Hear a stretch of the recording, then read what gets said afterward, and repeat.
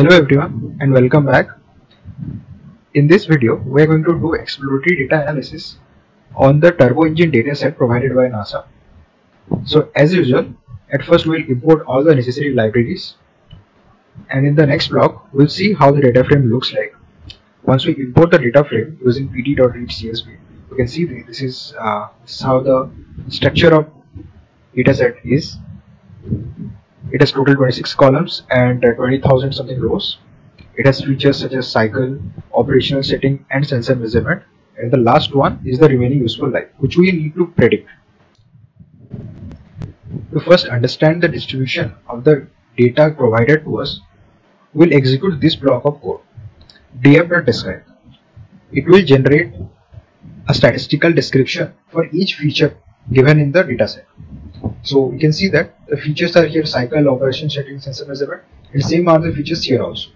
And here we can see what are the total number of elements present there, what is the mean of them, standard deviation, minimum value, 25 percentile value, 50 percentile value, 75 percentile value, and maximum value for each and every feature.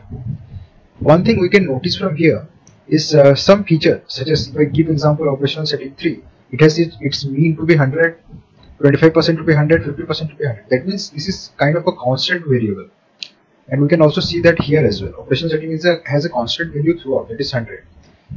These sort of feature don't help us in doing prediction because they are neither increasing or decreasing with the target variable, that is the remaining useful life. So while we are doing the prediction, we can ignore these kind of feature. In order to find what are the total number of unique observations present in each column, we'll execute this code, df.nUnique. What it will do, it will give us total number of unique variables present in that particular feature. And why this is important? That is because wherever we see 1 or 2, here we see 1, that means there is only, which signifies that these kind of feature, they have only one unique variable present, such as all these features don't contribute towards the prediction of remaining useful life. This is one example of how we can see the data, how we can get the unique variables in each data. But in order to visualize this kind of data properly, we'll be using something called as a box plot. A box plot is basically, it signifies what is the distribution of the data is like. The yellow bar here signifies to the median of the distribution, whereas the top line and the bottom line represents 25 percentile and 75 percentile respectively. And the points which are lying above or below the whiskers are called the outliers. In this block of code, we are going to plot the box plot for each and every feature present in our dataset, such as cycle, operational setting, and all the rest of the features. And we will see how the distribution looks like. By using the box plot, we can better visualize it through our eyes. Alright, so we can see that there are some features such as operational setting 3, they have only one line. That means they have only one value throughout the distribution. Hence they are constant, such as operational setting 3, sensor measurement 1, and this one sensor measurement 6, sensor measurement 5, this one sensor measurement 16, 18 and 19. And in the next part of the video, we'll see that these kind of features do not contribute towards prediction of the remaining useful life or for any prediction or machine learning algorithm. That's why in the future we are going to neglect these sort of features. After the visualization of box plot, we'll go and see what is the correlation looks like among each feature with other features. For that, we are using this block of code to plot a heat map through using this so that we can better visualize the correlations. After the execution of this block of code, we'll get something of this sort. It is a heat map of correlation.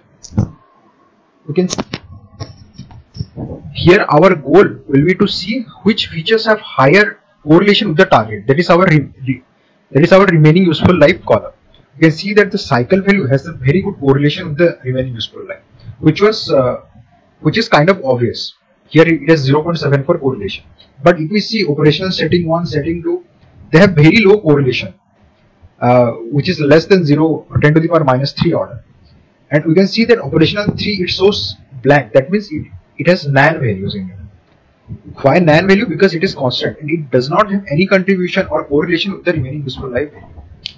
And we can also see other features. There are some features which it has very less correlation, and some features it has quite good correlation. And this is a good way of visualizing correlation among different features, because this will help us to further do the feature selection and only select those kind of features that have high correlation towards the target prediction. As we saw in the heat map, some particular features have very less correlation with the target variable, that is remaining useful life. So in this block of code, we are going to eliminate those kind of features. Those have less than 0.5 correlation with the target variable, because they are not contributing for the prediction of the target. And this code does exactly the same. It finds the correlation between each and every features with the remaining useful life, and it is if it is greater than 5, then it is okay. But if it is less than 0.5, then we append the feature name in this delete column. So executing this code, we'll see that all these features have less than 0.5 correlation with the target variable. Using that, in the next step, we are going to drop all these features from our dataset to make it compact and ignore all the features which are not contributing towards the prediction. And it did exactly that.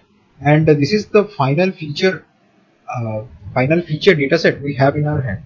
Now we have only 14 columns. It means we have lost total 11 features we have eliminated using the feature selection. After getting a dataset which consists of feature with high correlation towards the target variable, we can go ahead and do a correlation heat map for this particular dataset, and we will see that now the remaining useful life or the target has good correlation with all the features available in our dataset.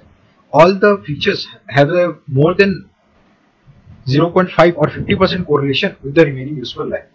That means if we train a machine learning model by using these features, they will have a good contribution towards the prediction of the target. Next, we are going to use a tree-based algorithm called extra tree regression for feature importance.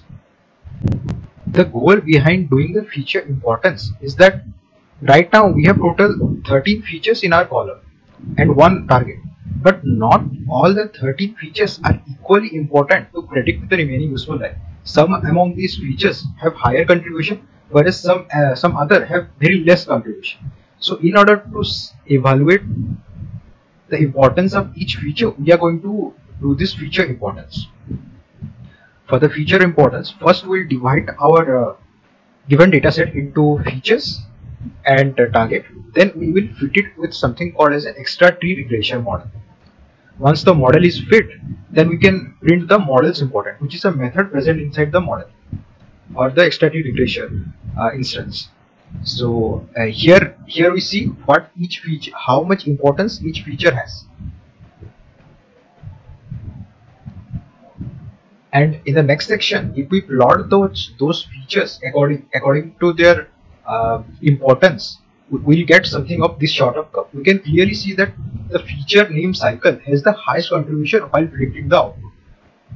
Next is sensor 11, then sensor 4, then sensor 12. Just like that, the importance of feature goes on decreasing.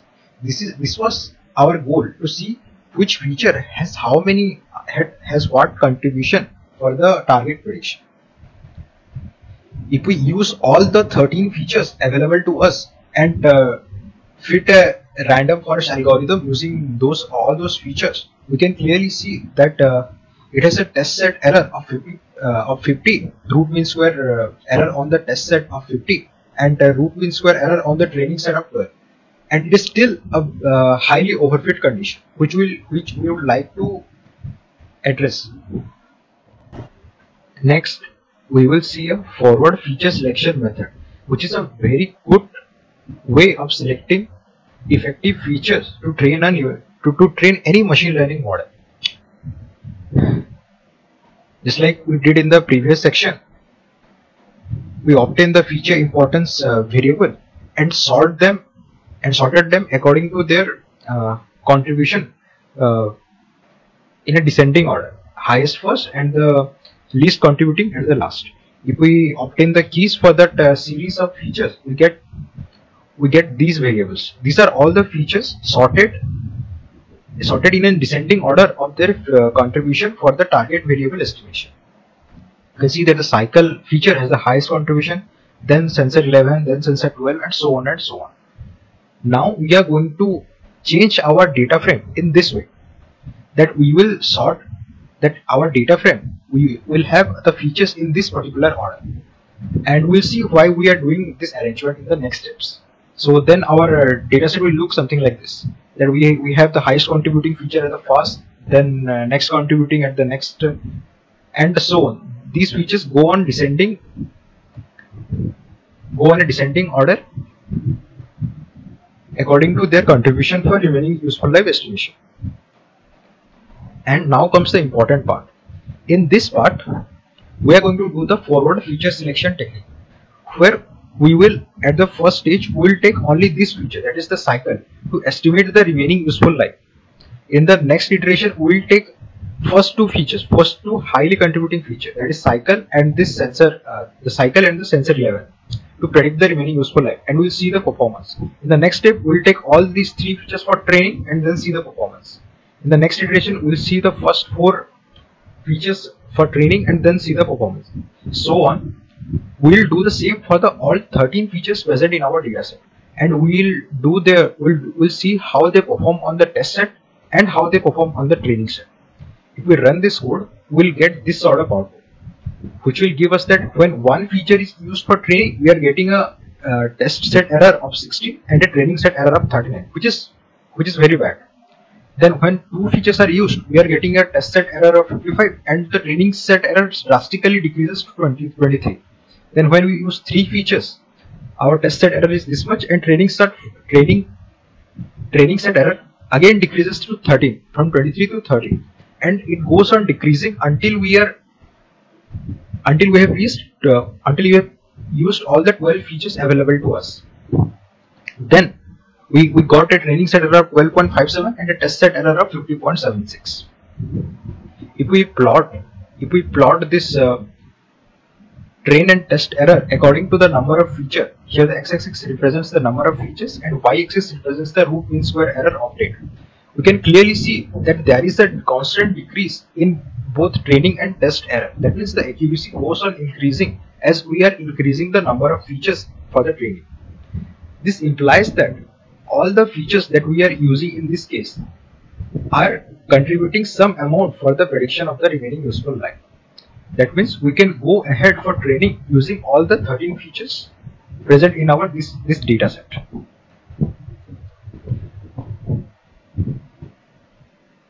So that was all about the exploratory data analysis of Turbo Engine dataset given by. Thank you, and see you in the next video.